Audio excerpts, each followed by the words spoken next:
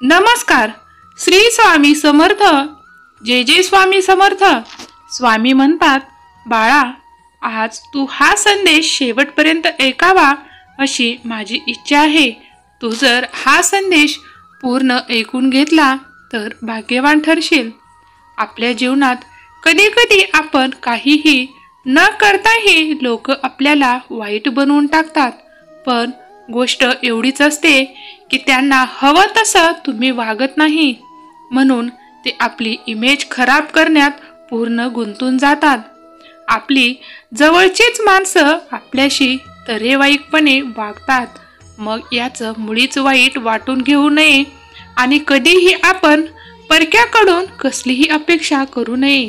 आणि तुम्हाला एकदा हे उमगलं की तुमचा अपेक्षा भंग होत नाही.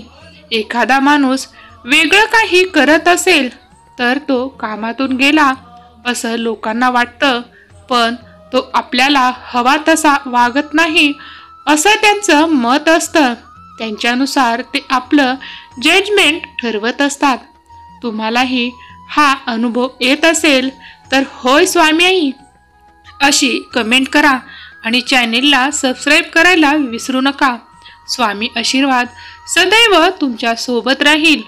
स्वामी म्हणतात, बाळा, नाती, प्रेम, मित्रता ही आपल्या प्रत्येक ठिकाणी बघायला मिळतात, पण ते त्या ठिकाणीच थांबतात जिथे त्यांना आदर मिळतो.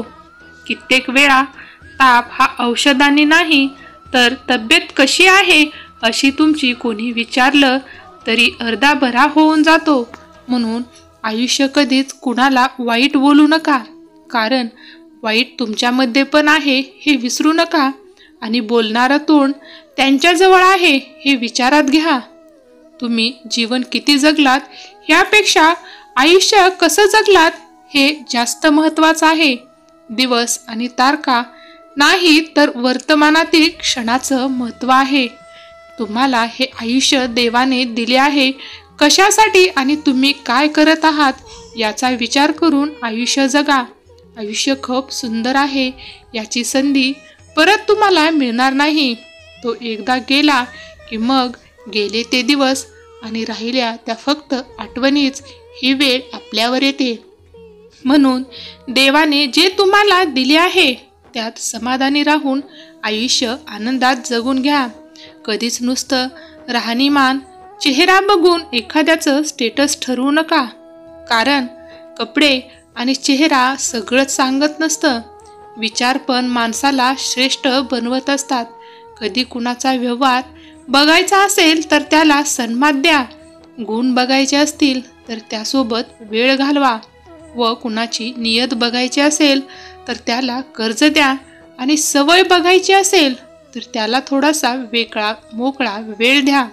चांगली लोक फक्त आणि फक्त त्यांच्या चांगल्या कर्माने ओळखली जातात, कारण चांगल्या गोष्टी तर वाईट लोक पण करतात. उत्तर तर प्रत्येक प्रश्नांचं देता येतं, पण त्यांना नात्याची ओळख नाही. ते शब्दांना काय मान देतील. म्हणून ज्यांना आपल्या भावनाची किंमतच नाही त्यांच्या मागे इतकेही नका लागू की तुमचे आयुष्य त्यांनाच मनवण्यात निघून जाईल. तुम्हाला जर मागेच लागायचं असेल तर स्वामी आईच्या मागे जा. काही चुकत असेल तर माफी मागा. आई तुम्हाला कधीच दूर करणार नाही हा विश्वास ठेवून पहा. कारण तुम्ही कोणासाठी कितीही करा त्याचे तुम्हाला काहीच मोल मिळणार नाही. पण तुम्ही स्वामींकडे फक्त 2 पावले चालून पहा. मग पहा, स्वामी तुमच्या जीवनाचे सोने केल्याशिवाय राहणार नाहीत. हा अनुभव घेण्यासाठी तुमचाही स्वामींवरती विश्वास असेल तर स्वामी आई मला सदैव साथ दे अशी कमेंट करा. देव म्हणतो की बाळा, असं कधीही नसतं की जिंदगी प्रत्येक वेळेला चांगले दिवस दाखवेल. कधी कधी आपल्याला वाईट दिवस पण बघावे लागतात. त्याशिवाय चांगल्या दिवसाचं मूल्य कळत नाही. जर आयुष्य समजायचं असेल तर मागे वळून पहा आणि आयुष्य जगायचं असेल तर नेहमी पुढे जा. संकट काळात कधी कधी पर्याय शोधत असताना हाती एकच पर्याय उरतो, तो म्हणजे पुढे चालत राहणे.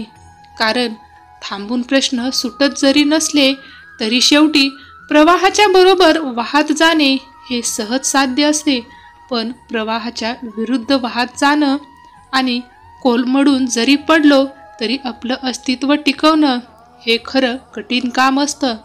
कधीही स्वतःला एवढं पण ढासळू देऊ नका, कारण इथले लोक पडलेल्या घराची वीट पण ठेवत नाहीत. मग आपण तर माणूस आहोत. आपल्या पोटात जरी रागाचा ज्वालामुखी असला तरीही हिरवीगार झाडं दिसतातच ना. मग पोटात कितीही दुःख असलं तरी चेहरा नेहमी हसरा ठेवा. संकट काळात मिळेल त्या सुचेल त्या मार्गाने समस्या सोडवावी लागते. नंतर मग वेळेबरोबर कायमचा आपल्याला तोडगा काढता येतो. आयुष्यात धडपड करून, खस्ता खाऊन, संघर्ष करून बरेच काही संपत्ती मिळवतो, पण ज्यासाठी आपण हे सगळं करत होतो ते कारणच सापडत नाही. शेवटी मनामध्ये एकच प्रश्न राहतो की कशासाठी हे सगळं. जेव्हा आपल्याकडे काहीच नव्हतं तेव्हाही आपण खूप खुश होतोच ना. आणि तेच आयुष्यातील सर्वात सुखकर क्षण असतात. लोकांना वाटतं की ह्याला हे जमणार नाही आणि ते साध्य झाल्यावर तेच लोक आपली वाहवा करताना दिसतील. जगात अशी एकही समस्या नाही ज्यावर उत्तर नाही. ती सोडवायला कधी पैसा हवा असतो तर कधी आपला माणूस आणि वेळ. या तिन्ही गोष्टी पलीकडची समस्या या जगात अस्तित्वातच नसते. फक्त त्यातून मार्ग काढण्यासाठी स्वामी आईची साथ लागते. तुमच्या संकट काळामध्ये तुम्हाला स्वामी आईशिवाय आश्रय देणारं कोणच भेटत नाही. आणि तुमचाही स्वामी शक्तीवर विश्वास असेल तर होय स्वामी आई, माझा तुझ्यावर पूर्ण विश्वास आहे अशी कमेंट करा. भाग्यवान ठराल. माणसाला वेळेनुसार जीवनात स्वतःला कमीपणा घ्यावंच लागतं, शहाणपण यावं लागतं. खरंच आपली उंची वाढते, माणसं जोडली जातात आणि यातच खरा मोठेपणा आहे. आयुष्य ठरवून दिलेल्या सिद्धांतानुसार चालत नाही. ती काय येण्या जाण्याची पायवाट नाही की रेल्वेचं रूळ नाही. जे ठरवून दिलं तसं चालेल ते नदीच्या प्रवाहासारखं सुसाट. वाट मिळेल तसं, दिशा गवसेल तसं चालायचं असतं. आणि एखाद्याचं मन राखायचं ठरवलं तर आपलं मन मारावं लागतं. एका वेळेस एकच साध्य होतं. दुसऱ्याचं सुख किंवा आपलं मनस्ताप हा कुणाला चुकला आहे तो आयुष्याचा एक भागच आहे. आपण संयम ठेवला तर तडा गेलेलं काचेचं भांड पण तसंच राहतं. त्याचा उपयोग पाणी भरण्यासाठी जरी नाही झाला तरीही त्यात फुलं ठेवता येतात. पण त्याचा वापर योग्य पद्धतीने करण्याची कला तुमच्यात असावी लागते. धन्यवाद. श्री स्वामी समर्थ. जय जय स्वामी समर्थ. तुम्ही हा व्हिडिओ शेवटपर्यंत पाहिल्याबद्दल तुमचे खूप खूप आभार.